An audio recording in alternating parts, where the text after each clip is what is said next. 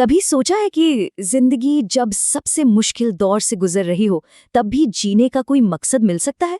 चलिए आज एक ऐसे इंसान की कहानी को समझते हैं जिसने इतिहास के सबसे काले दौर में उम्मीद की एक वजह खोजी। हम सब अपनी जिंदगी में क्या चाहते हैं? खुशी, है ना? अच्छी मार्क्स, अच्छी नौकरी, शादी। ऐसा लगता है कि ये सब खुशी तक पहुंचने के रास्ते हैं।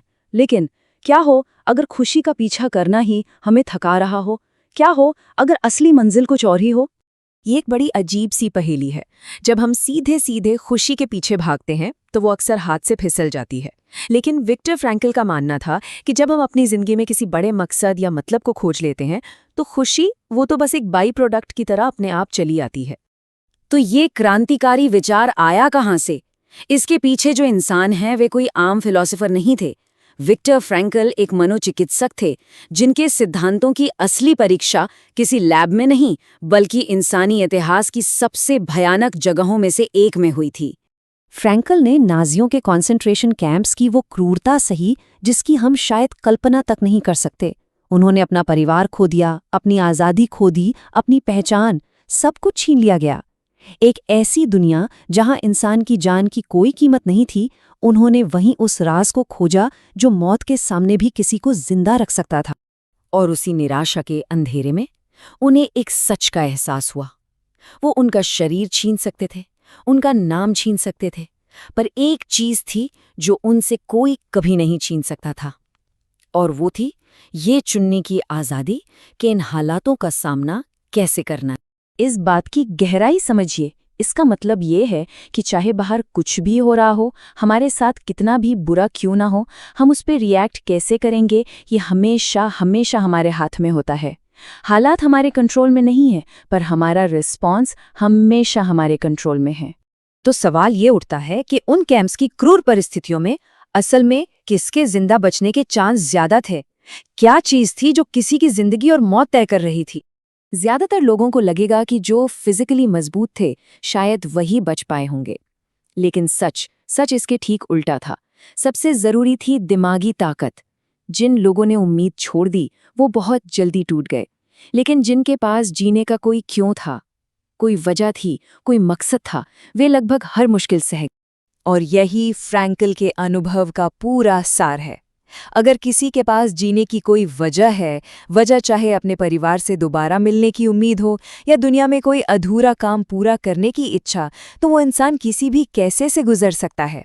उसका मकसद ही उसकी सबसे बड़ी ताकत बन जाता है। तो सवाल ये है कि हम अपनी जिंदगी में इस क्यों को, इस मकसद को ढूंढे कैसे? क्या इसका कोई तरीका है? फ्रैंकल ने हमें इसके लिए 3 रास्ते बताए हैं। चलिए एक एक करके इन्हें समझते हैं।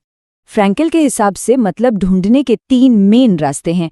पहला, कुछ बना के या कोई काम करके, जैसे कि हमारा प्रोफेशन या दूसरों की मदद करना।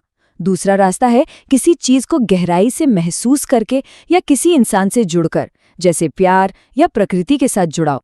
और तीसरा, जो शायद सबसे मुश्किल है, वो है उस दर्द के प्रति हमारा नजरिया जिसे हम बदल नहीं सकते।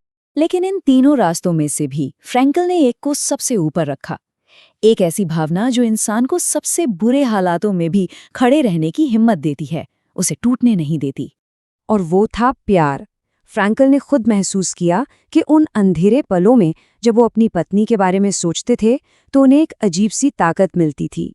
प्यार सिर्फ किसी के साथ होने का नाम नहीं है, ये एक रूहानी कनेक्शन है जो हमें जिंदा रखता है।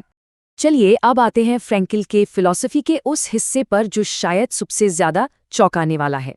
ये सोचने के तरीके में एक छोटा सा बदलाव है, पर ये हमारे जीने का पूरा नजरिया बदल सकता है। हम में से ज्यादातर लोग अपनी जिंदगी इसी सवाल के इर्द गिर्द जीते हैं। मुझे जिंदगी से क्या चाहिए? एक अच्छा घर, एक अच्छी गाड़ी, नाम? ये सवाल हमारी अपनी इच्छाओं के बारे में है।